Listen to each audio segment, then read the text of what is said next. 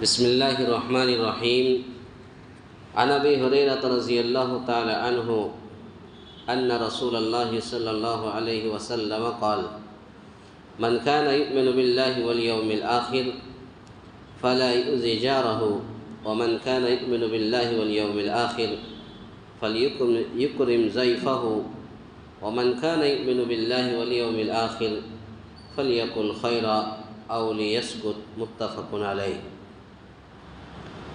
حضرت ابو ہریرہ رضی اللہ تعالیٰ عنہ سے روایت ہے کہ بے شک رسول اللہ صلی اللہ علیہ وسلم نے فرمایا، جو اللہ اور یوم آخرت پر ایمان رکھتا ہے وہ اپنے پڑوسی کو ایذا نہ پہنچائے۔ جو اللہ اور یوم آخرت پر ایمان رکھتا ہے اسے چاہیے کہ وہ مہمان کی عزت کرے، اور جو اللہ اور آخرت کے دن پر ایمان رکھتا ہے اسے چاہیے کہ وہ بھلائی کی ہی بات کرے ورنہ خاموش رہے۔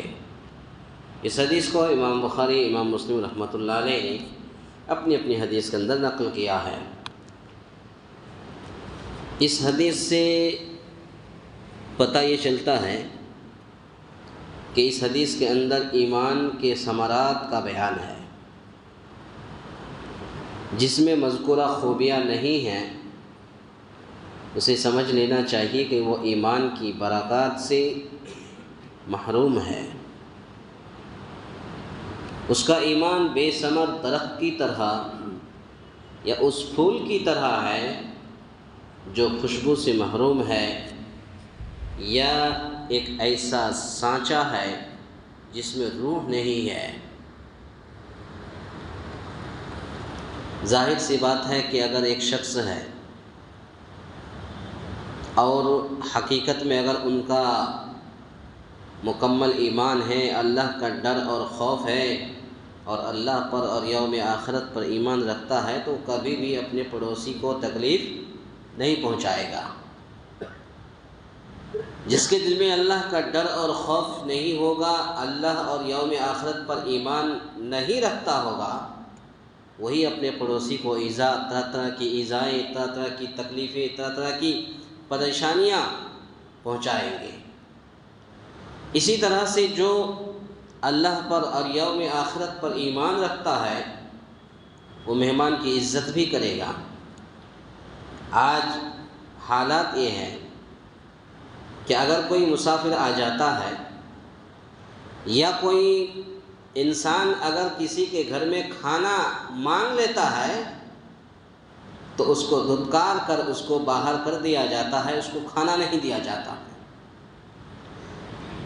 یاد رکھیے، اگر ہم کسی بھوکے کو اگر گھر سے بھگا دیں گے، کھانا نہیں کھلائیں گے، تو کل اللہ رب العالمین کبھی بھی ہمارے روزی روٹی میں کبھی بھی اللہ برکت نہیں دے گا۔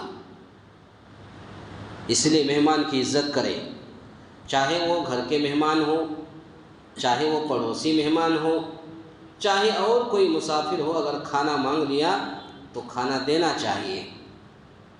اسی طرح سے جو اللہ پر اور یوم آخرت پر ایمان رکھتا ہے اسے چاہیے کہ بھلائی کی ہی بات کرے ورنہ خاموش رہے۔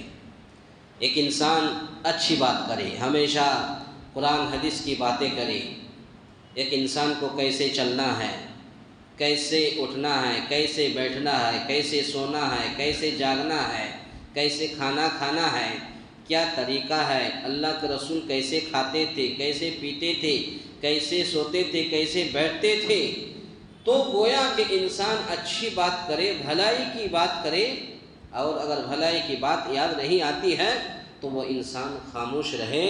یہ وہ اسی چیز کا گویا کہ ایمان کے پھل اور ایمان کے ثمرات کا بیان ہے کہ جس آدمی کے اندر یہ تینوں چیزیں، یہ تینوں خوبیاں نہیں ہیں، اسے سمجھ لینا چاہیے کہ وہ ایمان کی برکات سے، ایمان کی لذت سے، ایمان کی مٹھاس سے محروم ہے۔ اس کا ایمان بے ثمر درخت کی طرح ہے۔ بہت ایسے جھاڑ آپ دیکھ لیجئے کہ بہترین، وہ جب اس کے پتے جب نئے نئے نکلتے ہیں تو ایسا لگا کہ نہ جانے کتنا پھل آئے گا، لیکن جب وہی درخت بڑا ہو جاتا ہے پھر اس درخت کے اندر پھل نہیں ہوتا ہے۔ یا اس پھول کی طرح ہے جو خوشبو سے محروم ہے. بہت سارے ایسے پھول کے جھاڑ ہیں بہت بہترین سے نکلتا ہے، لیکن وہ پھول بھی نکلتا ہے لیکن وہ پھول میں کچھ بھی خوشبو نہیں ہے، مہک نہیں ہے، تو وہ گویا کہ وہ انسان اسی طرح وہ پھول کی طرح ہے جس میں خوشبو سے محروم ہے. جو خوشبو سے محروم ہے یا ایک ایسا قالب ہے، ایسا سانچہ ہے، ایسا ڈھانچہ ہے جس میں روح نہیں ہے. پتہ یہ چلا احادیث کا خلاصہ کلام بھی یہی ہے کہ اللہ کے نبی صلی اللہ علیہ وسلم نے فرمایا کہ جو اللہ پر اور یوم آخرت پر ایمان رکھتا ہے وہ اپنے پڑوسی کو ایذا نہ پہنچائے. جو اللہ پر اور یوم آخرت پر ایمان رکھتا ہے وہ اپنے مہمان کی عزت کرے. جو اللہ پر یوم آخرت پر ایمان رکھتا ہے وہ اسے چاہیے کہ وہ بھلائی کی بات کرے ورنہ خاموش رہے. اللہ تعالیٰ سے دعا ہے یا الہ العالمین ہم تمام مسلمانوں کو کہنے سننے سے زیادہ نیک عمل کرنے کی توفیق عطا فرمائے. آمین. اقول قولی ھذا استغفر اللہ لی ولکم ولسائر المسلمین واستغفروہ انہ هو الغفور الرحیم.